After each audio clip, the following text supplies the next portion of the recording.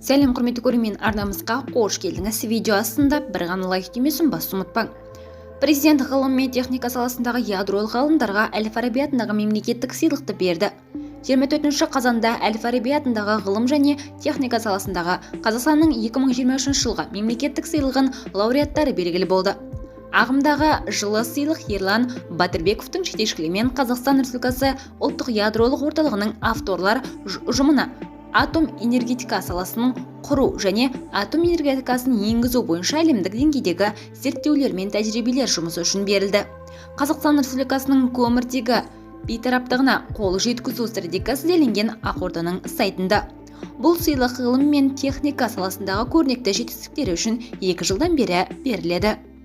Лауреаттың аты жөні жарияланған президент жарлығының сәйкес мәтіні.